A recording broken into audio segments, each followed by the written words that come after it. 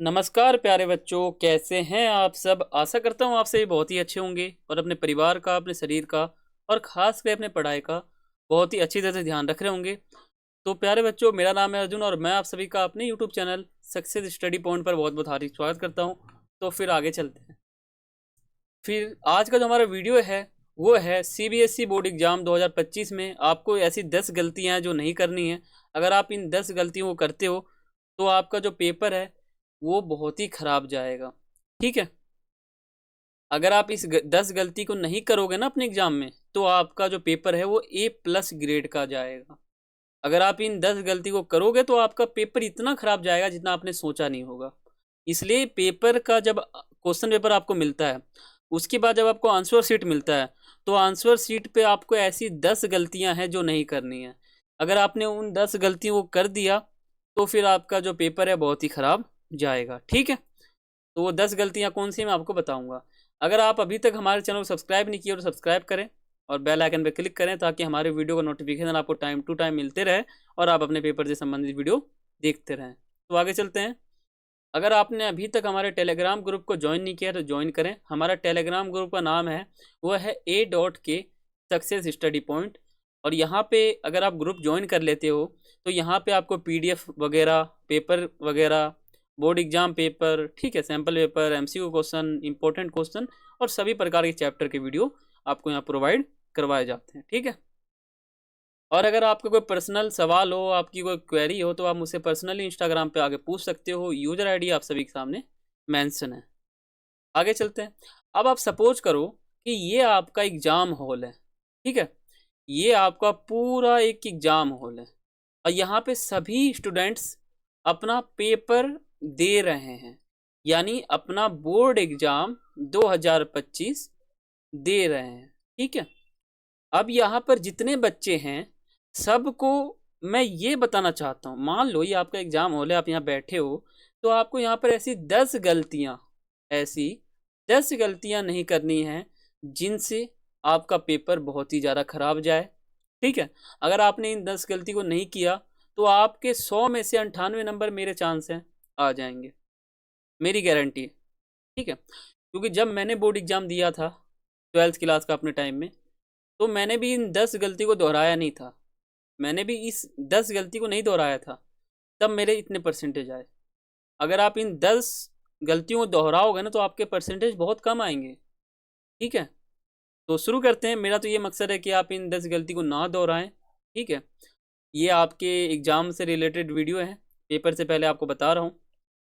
देखो, आपका जो पहला गलती है वो है फर्री, यानी आपको अपने एग्जाम में कभी भी फर्री नहीं लाना है।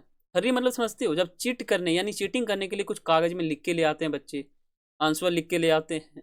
ठीक है, पॉइंट से लेके आ जाते हैं लिख के, यानी जब आपको क्वेश्चन पेपर मिलता है आपके डेस्क पे और आपको आंसर शीट मिलता है तो आपको फर्री नहीं लाना है। उस समय फर्री से आपको चीटिंग नहीं करना है।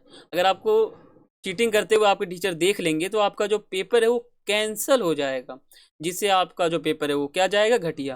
यानी मैंने आपको क्या कहा था कि अगर आप इन 10 गलती को अपने एग्जाम में दोहराओगे ना तो आपके पेपर इतना खराब जाएगा कि आपने सोचा तक नहीं होगा। उसमें से पहला गलती है फर्री। अगर फर्री आप लाओगे तो आपका पेपर इतना घटिया जाएगा कि आपने कभी नहीं सोचा होगा। इसलिए फर्री आप भूल के भी नहीं मत लाना। आप याद करो, क्वेश्चन पढ़ो, चैप्टर्स पढ़ो। हमारे चैनल पे सभी प्रकार के चैप्टर उपलब्ध हैं। आप मुझे इंस्टाग्राम पे मैसेज करो, मैं आपको सभी वीडियो दे दूंगा। ठीक है, दूसरा है एग्जाम फॉर्मेट। आप जब आंसर शीट लिखते हो ना, आंसर शीट में आप आंसर लिखते हो तो आपको पेपर का जो फॉर्मेट होता है ना, जैसे मान लो 1 से लेकर 20 तक आपके MCQ हो गए। ठीक है, 21 से लेकर आपका 30 तक शॉर्ट क्वेश्चन हो गया, 31 से लेकर 40 तक आपका लॉन्ग हो गया। इस प्रकार हर पेपर का एक फॉर्मेट होता है, उसी फॉर्मेट के तहत आपका जो बोर्ड एग्जाम का पेपर है वो बन कर आता है। तो आपको अपने पेपर का फॉर्मेट कैसे पता चलेगा, वो आपको पता चलेगा सैंपल पेपर से। तो हमारे चैनल पर सैंपल पेपर आपका उपलब्ध है, आप जाओ वहाँ पे सैंपल पेपर का फॉर्मेट देखो, वही फॉर्मेट आपका CBSE बोर्ड में रहने वाला है। ठीक है, तो आपको एग्जाम का फॉर्मेट पता करना बहुत ज़्यादा जरूरी है। ठीक है, न्यू पेन, आपको कभी भी न्यू पेन नहीं लाना है। ठीक है, आपको अपने एग्जाम में न्यू पेन कभी नहीं लाना है। आपको अपने एग्जाम में ऐसा पेन लाना है जो आप रेगुलर यूज करते थे, रेगुलर यूज करते थे, ठीक है। जब जो आप रेगुलर यूज करते आ रहे हो, आपको जो पेन आप रेगुलर हमेशा यूज कर रहे हो, उसी पेन को आपको एग्जाम में लाना है। क्योंकि क्या होता है, जो आपका पेन होता है उस पे ऊपर आपका हाथ बैठा रहता है, तो उससे अगर आप पेपर लिखते हो तो आपका पेपर बहुत ही अच्छा जाता है, आपको लिखने में मजा आता है और हैंड राइटिंग बहुत अच्छी बैठती है, ठीक है। तो आपको न्यू पेन कभी नहीं लाना है, ठीक है। ये गलती तीसरा था हमारा। चौथा है टीचर से नजरिया। यानी जब आप पेपर देते हो तो वहां पे आपके दो टीचर्स होते हैं, एक लेडी होती है और एक हमारा जेंट्स होता है।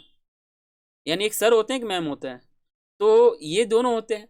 तो उनके सामने आपकी नज़रिया बहुत अच्छी होनी चाहिए। यानी वो आपसे मिलेंगे पहली बार ही, एग्जाम हॉल में पहली बार मिलेंगे, लेकिन पहली बार में ही आपको उनके सामने ऐसा प्रेजेंट होना है कि वो देखते ही पहचान जाए कि हाँ, ये लड़का बहुत ही होशियार है, ठीक है।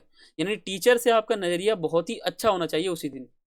आप अनुशासन से बैठो, क्वेश्चन पेपर सही से लिखो, आंसर सही से लिखो, क्वेश्चन सही से देखो, पेन का सही उपयोग करो, चीटिंग मत करो, पूछो मत किसी से, अनुशासन रखो, फुल ड्रेस में रहो, आईडी कार्ड रहना चाहिए। यानी अनुशासन आपका बहुत अच्छा रहेगा तो नज़रिया अच्छा बनेगा, ठीक है। दोस्तों को बताना, और जो आपके दोस्त होते हैं उनको कभी मत बताना पेपर में। अगर उनको आप चीटिंग करवाते हो, बताते हो आंसर वगैरह, तो आपका टाइम वेस्ट होता है। और आपका जब टाइम वेस्ट हो जाएगा तो आपके जो पेपर हैं उसमें आप आंसर ज़्यादा नहीं लिख पाओगे। अगर आप बताने लग जाओगे तो 10 की जगह आप 8 ही क्वेश्चन लिख के आंसर लिखोगे, 2 रह जाएगा, तो आपके पेपर का जो प्रेजेंटेशन है बहुत ही खराब होगा। इसलिए दोस्तों को नहीं बताना, ये हमारा पांचवा गलती है जो हर क्लास में हर बच्चे करते हैं। तो मैं तो आपसे यही गुजारिश करता हूँ कि आप ये ना करें। वॉच, यानी आपको अपने घड़ी में टाइम देखते रहना है। अगर आप अपने घड़ी में टाइम देखते रहोगे तो आपको पता रहेगा कि हाँ, कितना घंटा चला गया हमारा, कितना समय हमारे पास बचा हुआ है पेपर करने के लिए, कितना टाइम बर्बाद हुआ है, कितना बचा है। यानी वॉच ले जाना आपके लिए बहुत जरूरी है, और वॉच ले जाके इसमें टाइम देखना है। और ऐसा वॉच नहीं ले जाना जिसमें चीटिंग कर सको आप। सिंपल साधारण सुई वाली आपको वॉच ले जानी है, ताकि टीचर देखे और बोले कि हाँ, सुई वाली वॉच है। अगर आप डिजिटल बोर्ड वॉच ले जाओगे तो आप फिर टीचर के सामने आपका नज़रिया खराब हो जाएगा, ठीक है। और वॉच भी रखा जा सकता है। अगर आप डिजिटल वॉच ले जाओगे तो टीचर वो वॉच रख लेंगे अपने पास, और आपका जो नज़रिया है वो भी खराब हो जाएगा। इससे क्या होगा कि आपका पेपर खराब जाएगा, टाइम आपको पता चल नहीं पाएगा। सातवां, टाइम। टाइम को ध्यान रखें।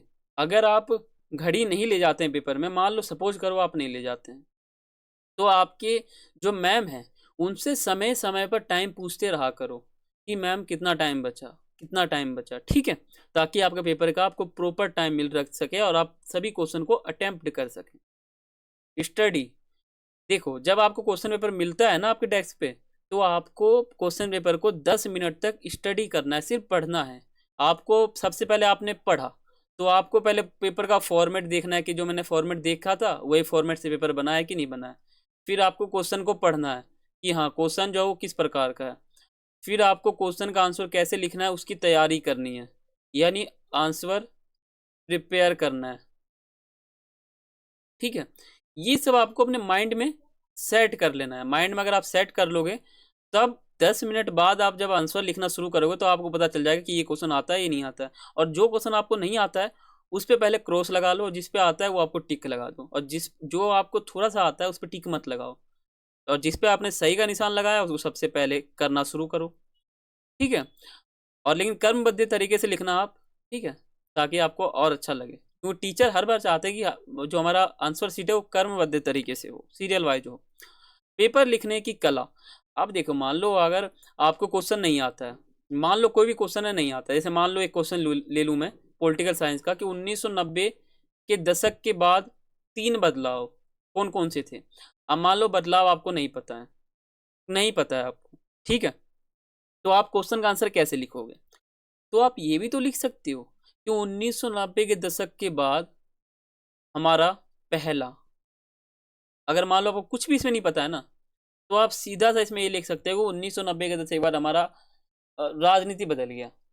नहीं पता तो कुछ भी लिख सकते हो, राजनीति बदल गया, ठीक है। नई पार्टियां आ गई, ऐसा कुछ आप लिख सकते हो। यानी जब आपको क्वेश्चन का आंसर नहीं आता है ना, तो उससे रिलेटेड आपको कुछ ना कुछ उसमें लिखते हुए चलना है। नहीं पता तो ऊपर ऊपर से लिखते हुए चलना है, लेकिन बात को चलाए रखना है वहां पर, ताकि आपको क्वेश्चन आंसर बनता जाए, ठीक है। ये होती है लिखने की कला। मोबाइल फ़ोन नहीं ले जाना है, ये सबसे मोस्ट इम्पोर्टेंट गलती है।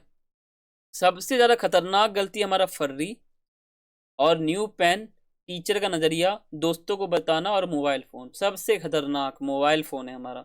इसको अगर आप ले जाओगे तो आपका पेपर वैसे ही ख़राब जाएगा, मैं गारंटी देता हूँ। ठीक है, तो आई होप सो आपको वीडियो पसंद आया हो और अपने पेपर के लिए आप बहुत ज़्यादा सतर्क हैं और अपने पेपर के लिए आप बहुत ज़्यादा सीरियस हैं। ठीक है, तो आपको वीडियो कैसा लगा आप मुझे कमेंट करके बताना। चैनल पर नए हो तो सब्सक्राइब करके बेल आइकन पर क्लिक करना है, वीडियो को लाइक करना है, शेयर करना है। तो फिर मिलते हैं अगली वीडियो में, तब तक के लिए सभी को थैंक्स फॉर वॉचिंग। जय हिंद, जय भारत।